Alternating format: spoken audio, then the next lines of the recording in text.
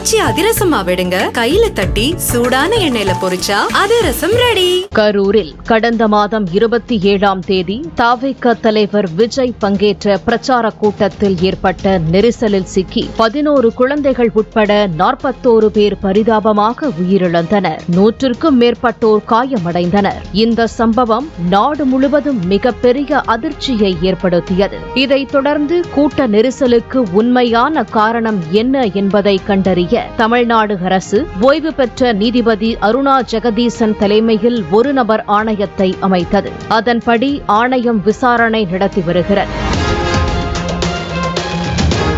கரூர் போலீசாரும் இந்த சம்பவம் தொடர்பாக தவிக நிர்வாகிகள் மீது 5 பிரிவுகளின் கீழ் வழக்கு பதிவு செய்து 2 கைது செய்தனர். 41 பேர் உயிரிழந்த சம்பவத்தை தொடர்ந்து பல்வேறு அரசியல் கட்சி தலைவர்கள், நிர்வாகிகள் உயிரிழந்தோரின் குடும்பத்தினரை சந்தித்து ஆறுதல் கூறி வருகின்றனர்.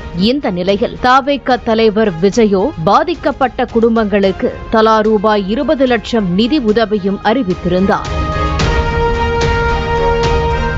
ஆனால் கரூர் துயரச் சம்பவம் குறித்து எந்த கருத்தையும் கூறாமல் இருந்த விஜய் கடந்த செப்டம்பர் 30ஆம் தேதி உருக்கமாக பேசி வீடியோ ஒன்றை வெளியிட்டிருந்தார். என் வாழ்க்கையில் இதுபோன்ற வலி மிகுந்த சூழலை நான் எதிர்கொண்டதில்லை. மனம் முழுக்க வலியாக உள்ளது. வலி மட்டும்தான் உள்ளது. இந்த சுற்றுப்பயணத்தில் என்னை மக்கள் பார்க்க வருகின்றனர். என் மீதான பாசத்திலேயே அவர்கள் வருகின்றனர். அந்த பாசத்திற்கு நான் எப்போதும் கடமைப்பட்டுள்ளேன். ஆனால் நடக்கக்கூடாதது நடந்துவிட்டது. நானும் மனிதன்தானே. அவ்வளவு பேர் பாதிக்கப்பட்டிருக்கும் போது என்னால் எப்படி அந்த ஊரை விட்டு வர முடியும்? நான் திரும்பி போக வேண்டியிருந்ததால் வேறு சில பதற்றங்கள், சூழல்கள் ஏற்பட்டுவிடக் கூடாது என்பதற்காகவே நான் மீண்டும் அங்கு செல்லவில்லை என கூறியிருந்தார்.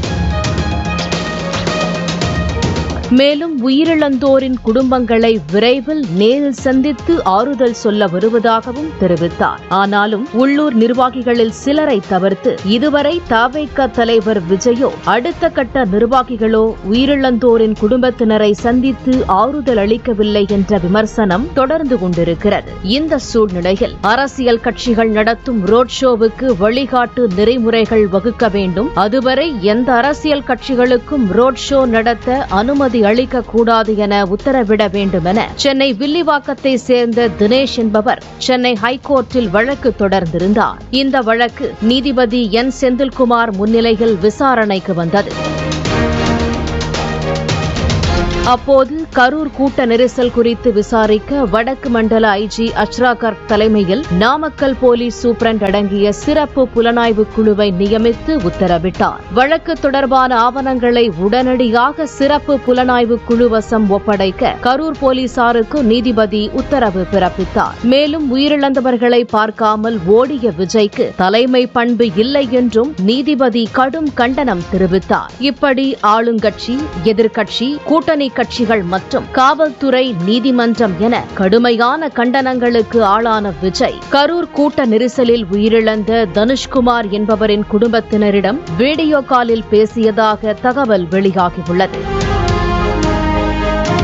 அதாவது கரூர் மாநகராட்சிக்கு உட்பட்ட காந்தி கிராமம் KK நகரில் வசித்த தனுஷ்குமார் என்ற இளைஞர் தவிக விஜயன் மக்கள் சந்திப்பு பரப்புரை கூட்டத்திற்கு சென்று கூட்ட நெரிசலில் சிக்கி உயிரிழந்தார். இந்நிலையில் தவிக தலைவர் விஜய் அவரது தாய் மற்றும் தங்கையிடம் 10ஆம் நாளில், அதாவது கடந்த 6ஆம் தேதி மாலை 4:30 மணியளவில் வீடியோ காலில் பேசி ஆறுதல் தெரிவித்ததாகவும் நேரில் வந்து சந்திப்பதாகவும் தெரிவித்ததாக சொல்லப்படுகிறது. மேலும் விஜய் தனுஷ்குமாரின் தாயாரிடம் பேசும்போது நடக்கக்கூடாத நிகழ்வு நடந்துவிட்டது, ஈடு செய்ய முடியாத இழப்பு, எப்போதும் உங்கள் குடும்பத்திற்கு துணை நிற்பேன், விரைவில் உங்களை சந்திப்பேன் என பேசியதாக சொல்லப்படுகிறது. தனுஷ்குமாரின் தங்கை ஹர்ஷினியிடம் பேசும்போதும் ஒரு அண்ணனாக இருந்து உங்களுக்கு துணை நிற்பேன் என ஆறுதலாக கூறியதாகவும் சொல்லப்படுகிறது. தலைவர் விஜய் வீடியோ காலில் பேசும்போது புகைப்படம், வீடியோ எடுக்கக்கூடாது என தவிக நிர்வாகிகளால் அறிவுறுத்தப்பட்டதாக சொல்லப்படுகிறது. அதேபோல் அடுத்தடுத்து உயிரிழந்தோரின் குடும்பத்தினருக்கு வீடியோ கால் மூலம் ஆறுதல் அளிக்கப் போவதாகவும் தகவல் வெளியாகியுள்ளது. பாலிமர் செய்திகளுக்காக கரூர் செய்தியாளர் அருள் செல்வன். ஆச்சி அதிரசமா விடுங்க, கையில தட்டி சூடான எண்ணெயில பொரிச்சா அதிரசம் ரெடி. பிளே ஸ்டோர் மற்றும் ஆப் ஸ்டோரில் இருந்து பாலிமர் செயலியை QR கோடு மூலம் பதிவிறக்கம் செய்யுங்கள். செய்திகளை உடனுக்குடன் பெறுங்கள்.